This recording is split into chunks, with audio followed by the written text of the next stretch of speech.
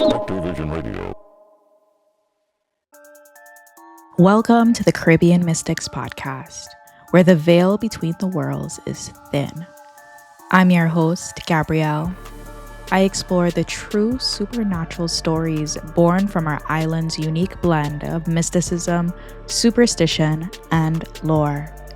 These are real accounts from real people, and the encounter you're about to hear might just be from your very own backyard.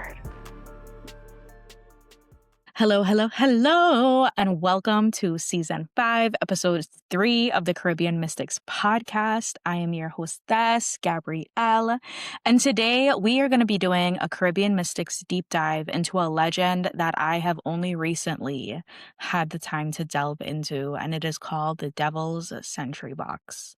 It is a location in San Juan, Puerto Rico, and when I did my research, I found so many different variations. And so if you're from Puerto Rico and you would like to give your variation or make a correction to anything I say, please, I am all open to hearing other interpretations and getting more information. Our tale is set during the time of the Spanish colonial rule. In order to protect the prized city of San Juan and the treasured fleets that were docked within its harbor, the Spanish crown decided that they were going to build a masterpiece of a military fortress, and this is called the Castillo San Felipe del Morro. This massive fortress, with its 6 levels rising from the sea, was defended by soldiers. And all along the periphery of this fortress are these sentry boxes, which is essentially like guardhouses. They are called garitas. And so these garitas are isolated, and there's one in particular called the Devil's Sentry Box, which is located all on its own, and it is positioned on a treacherous outcrop of jagged coral rock. It's constantly exposed to the howling winds and the spray of the roaring ocean. And it was considered the most dreaded post in the entire garrison, so ain't nobody wanted to walk it. The walk there was very perilous, the isolation was absolute, and the noise of the waves below was deafening. For a soldier, this assignment to this post was a test of your nerve. But the true horror began with disappearances. Soldiers assigned to the midnight watch at this lonely garita would simply vanish. No cry for help was ever heard over the wind. No struggle was ever found. When the relief guard would arrive at dawn, they would find only an empty post, a rusting musket perhaps left leaning against the wall, a helmet on the ground, but no trace of the man himself. The military commanders first suspected desertion. The punishing isolation, they reasoned, had driven weak-willed men to attempt suicidal escape down the jagged cliffs and into shark-infested waters, which is why these bodies were never found, allegedly. Others whispered of mutiny or foul play, but the pattern continued. The disappearances were always at the same post, under the same silent moonlit conditions. The fort's officers grew uneasy. Nobody wanted to work the post even more. Then the stories from the old Sanjuaneros, so the lifelong residents of the city, began to circulate among the troops. They spoke of the sentry box's original permanent occupant. They said the devil himself had claimed that lonely outcropping. Some versions say that a Spanish soldier, in a moment of desperate loneliness or rage, made a pact with a dark entity to escape his post, forever binding the location to the infernal. Others believe the soldier committed a grievous sin there. His torment summoned an eternal, hungry presence. The sentries who vanished, the believers say, did not desert. They were claimed. They were taken by this spectral guardian of the garita, a shadowy, demonic sentinel who tolerates no living company on its eternal watch. To be posted there was to be offered to the darkness. The legend grew so powerful and so real in the minds of the soldiers that the Spanish military command was forced to take an unprecedented step. They officially abandoned the post, they sealed it off, and no guard would ever be ordered to stand at the lonely watch again, for fear of losing another soul to this void. To this day, if you visit the El Moro, you can see it. The Devil's Sentry box still stands on its isolated outcrop on the northern wall. It is empty, a silent stone monument to the unknown. Tour guides point it out, speaking in hushed tones. Visitors feel an unnatural chill there, even in the tropical heat.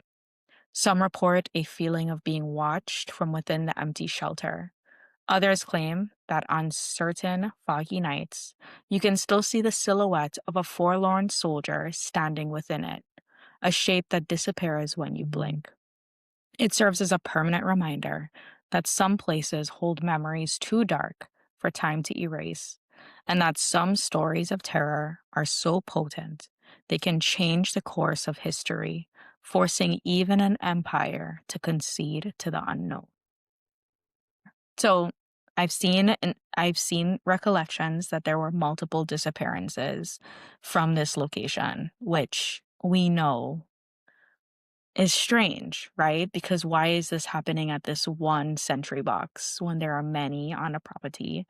And how is it that like whole bodies are just disappearing, right? So like if it was a medical issue, wouldn't the body still be there? If it was some sort of fight, wouldn't the body still be there? And so I feel like there's a lot to be considered. However, there is another theory that I actually find to be really sweet, and it is actually that of a love story. And the love story says that this soldier, who is famously called Sanchez, was put to man that post one night.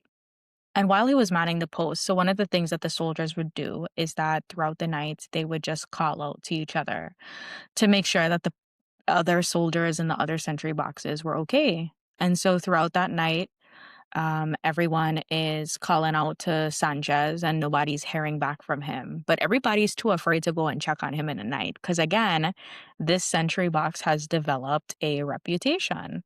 And so when the call went unnoticed, people started to feel that overwhelming feeling of dread. And by the next morning, when they went to go look for him, they did not find him. He was completely gone, and all that was left was his rifle and his uniform. And so this fed the legend. Now, some local people in the area claim that there's actually a more logical explanation to these disappearances, specifically Sanchez's. They claim that Sanchez deserted his post to escape the love of his life, who was a girl named Diana. Sanchez would play his guitar and sing to her to express his love. However, neither of his superiors nor Diana's stepmother approved the relationship. The couple agreed to meet one night when Sanchez was posted at the sentry box to make their escape. Diana brought him some civilian clothes, and they escaped unseen to a private cottage and was never seen again. Now, there are some people that say that when you get close to the sentry box, some nights you can still hear Sanchez's guitar, as well as laughter coming from it. Some people say that it's possibly just the sounds of the sea that's creating these strange noises. But really and truly, nobody don't know. And when I was doing a lot of research, I saw a lot of people who were all like, oh, this is a legend and it was all made up. But you guys know how I feel. I feel like where there's smoke, there's fire. And while we can acknowledge that the story behind Sanchez's disappearance, because if I was Sanchez and I wanted to disappear with the love of my life, and I knew that there was this rumor about this sentry box and soldiers just disappearing, I would use that as an opportunity, take my risk with the devil, and sneak out in the middle of the night and go be with the love of my life. And nobody would really look for you because, again, this location has a reputation for full bodies disappearing.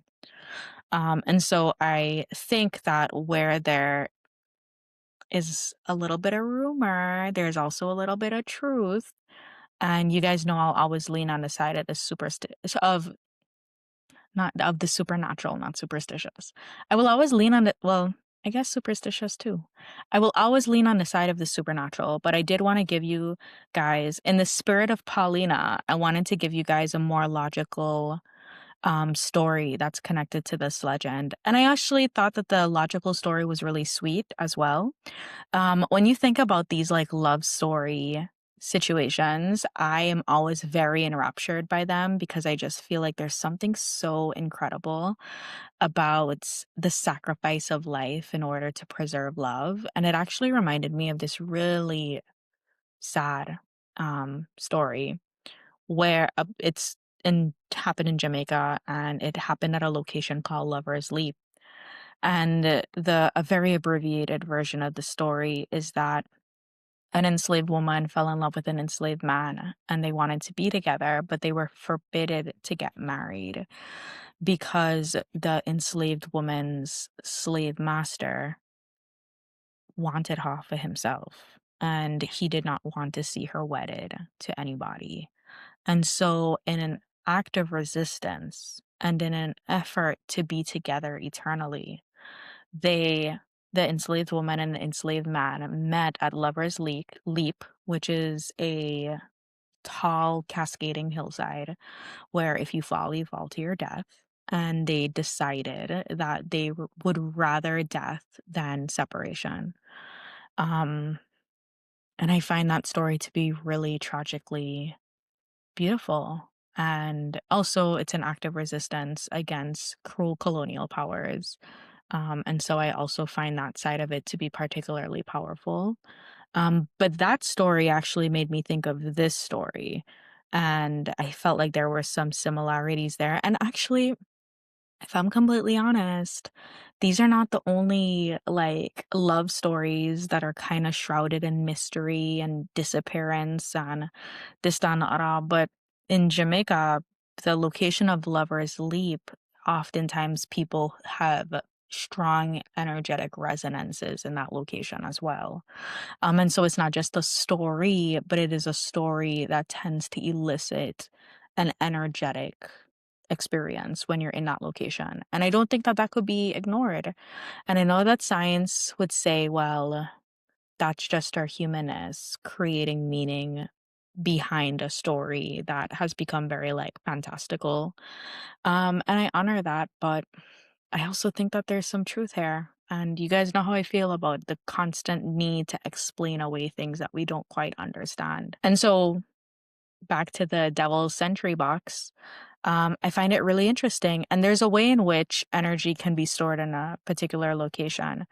And a really great example of this, and also very tragic, there is a forest in Japan, and it's called the quote, suicide forest or sea of trees. This location has been associated with spirits from Japanese folklore for centuries.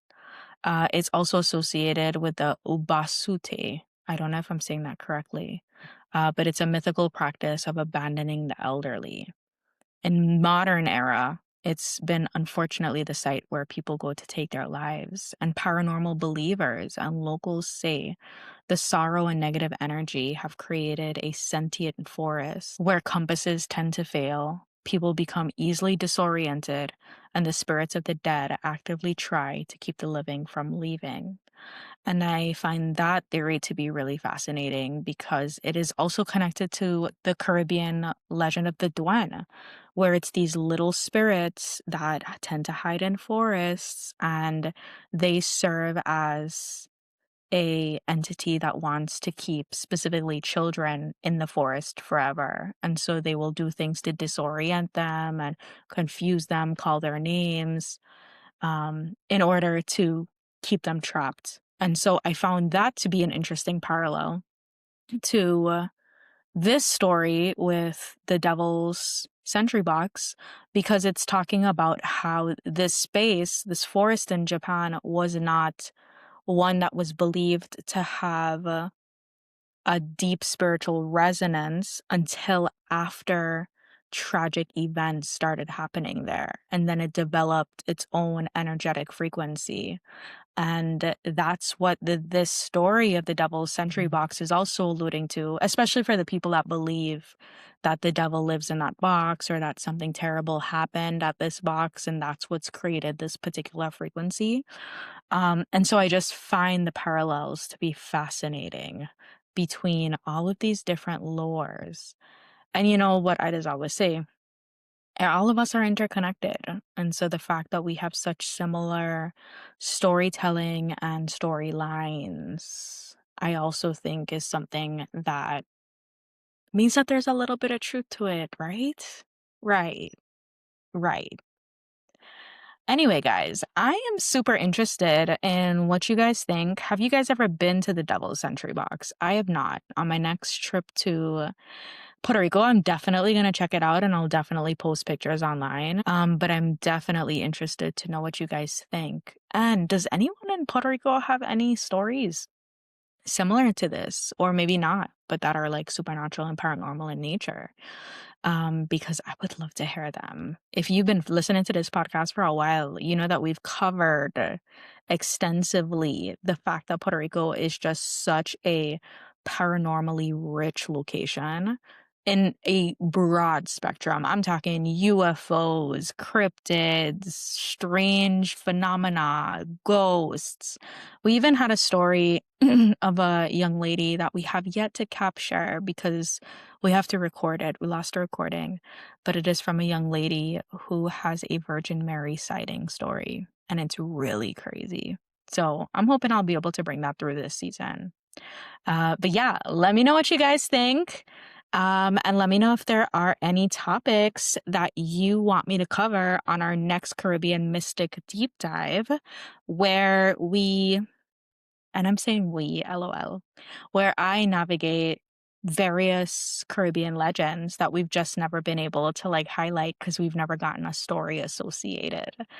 So let me know if there's anything in particular you want me to cover, and I will see you next week, Thursday, for part 2 of Duppy Stories and Death Rituals with Bert from Jamaica.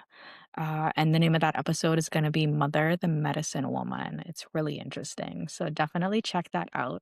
Until then, check out my Patreon. You get the episodes ahead of time and they're ad free. And every time you sign up for Patreon, you help me with podcast,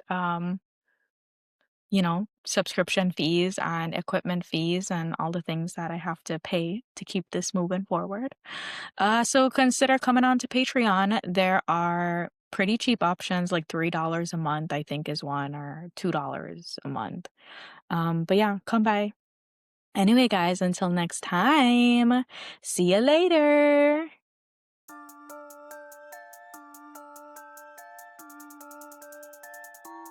Thank you for listening to the Caribbean Mystics podcast. If this story resonated with you, please share it with someone.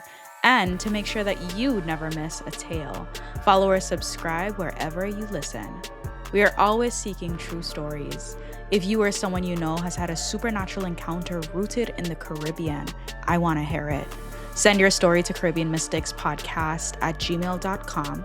That's CaribbeanMysticsPodcast@gmail.com. For links and resources from today's episode, check the show notes. The Caribbean Mystics Podcast, Season 5, is written, produced, and hosted by me, Gabrielle Querrard. Until next time, stay curious and maybe leave a light on.